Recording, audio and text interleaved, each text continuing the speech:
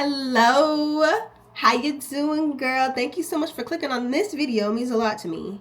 My name is Maya Marie, and if you're new to the channel, welcome. I do DIY everything beauty, from hair to lashes to nails, fashion, anything you can think of. And I go based on your comments. So if there's something you want to see, something that you want to try, something you want me to try, put it in the comments and it'll be my next video. Today we are going to be doing these lashes right here. Yeah. I'm going to be telling you everything you need to know, what you need to do, and what you need. So these lashes are extra volume, they're not too long, and they have spikes. So let's get into it.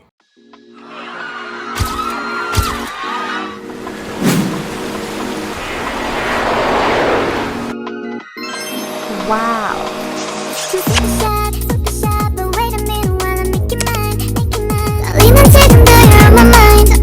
Alrighty, so today I'm going to be using Falscara glue bond and the overnight glue. I have my tweezers.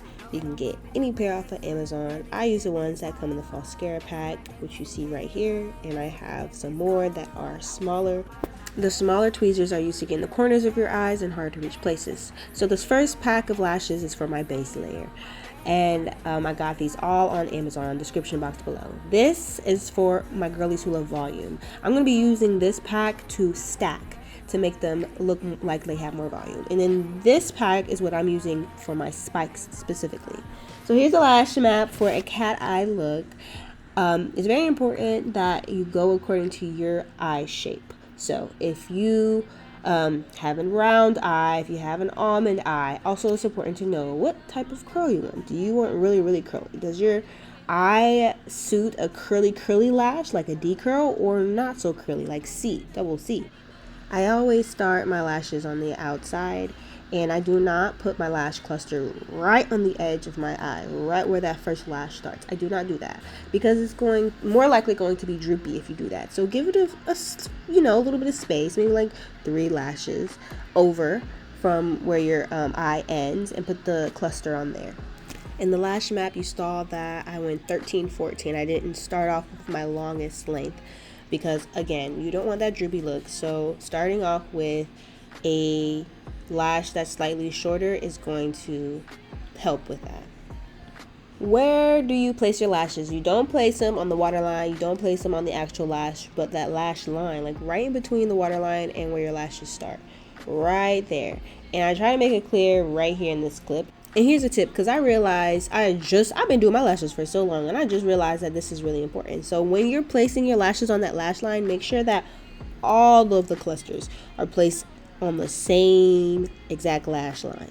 Because if you have a lash, you're going towards the corner of your eye, so you are going shorter and shorter. So when you get a shorter lash and you put it a little higher than the previous one, now that is going to look longer. It's not going to look like the length that it is. So I hope that made sense. Another tip, once you're getting towards the corners of your eye, is to angle the tweezer. Place it on. If it doesn't go all the way, use the other end of your tweezer and push it on so that it's stuck to the lash. So this is the base layer. You can choose to leave it like this and be happy with it. That gives you that natural look. Or if you want more volume, I'm taking my second pack that I showed you in the beginning of the video, and you saw the lash map. So basically I'm finding the gaps where it could use more length, where it could use more volume. And since we're layering / stacking, whatever you want to call it, I'm putting the glue on the lash and not just the base of the lash cluster. Whenever I do my lashes, I do one cluster on one, then go to the other eye and do another cluster, back and forth, one by one, instead of doing one eye entirely and going on to the next one. It's a preference, is up to you. I find that doing this gives the glue a little time to set.